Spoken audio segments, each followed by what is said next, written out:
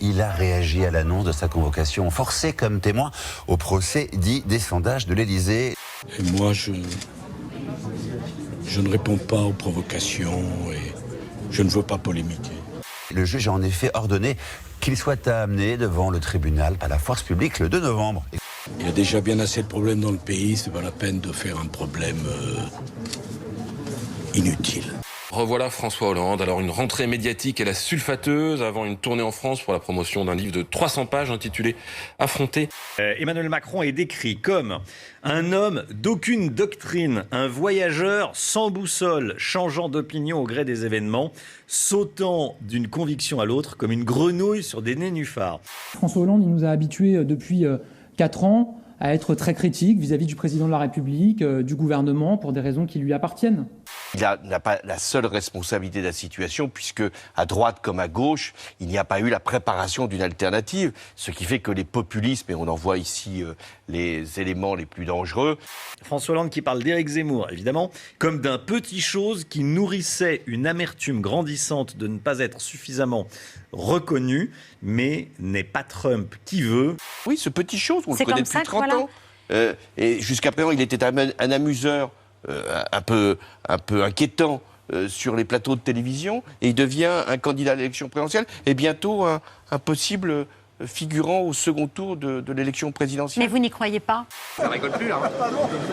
Poussez-vous là. Reculez, reculez. Mais reculez, reculez. Comment? 1 heure après la photo, Sarah Knafo, la plus proche conseillère de Zemmour, s'agace. Très bien, on prend les choses, on prend les devants.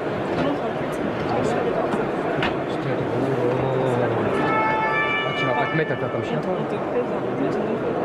Presque immédiatement, la réaction sur les réseaux sociaux de la ministre Marlène Schiappa. Viser des journalistes avec une arme en leur disant « reculer n'est pas drôle », c'est horrifiant, surtout après avoir dit sérieusement vouloir réduire le pouvoir des médias. Marlène Schiappa est une imbécile. Voilà ce que je lui réponds. Qu'elle est grotesque et ridicule. Elle essaye de chercher à monter en neige une polémique grotesque. Tous les Français vont se moquer d'elle et c'est pas la première fois.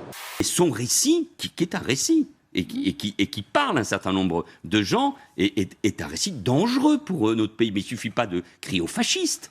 Ou de dire, comme je l'avais écrit, que c'est un danger seulement. Ce qui me semble assez nouveau dans la séquence récente, c'est la vigueur de ses attaques vis-à-vis de son propre camp ou de ses propres amis.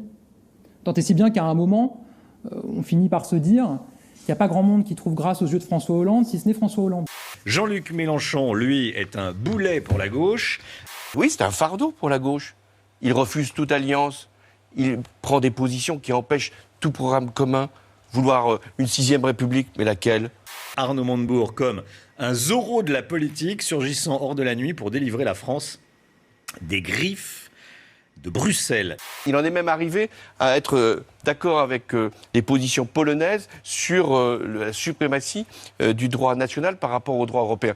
Un tir de missile balistique depuis un sous-marin. La Corée du Nord poursuit sa course à l'armement et augmente sa capacité militaire, suscitant la crainte de la communauté internationale. Un essai issu d'une technologie très avancée et détectée par la Corée du Sud. C'est une épée qui date des croisades. Elle a été retrouvée par un Israélien samedi dernier lors d'une sortie plongée. La découverte a été faite dans les eaux de la mer Méditerranée.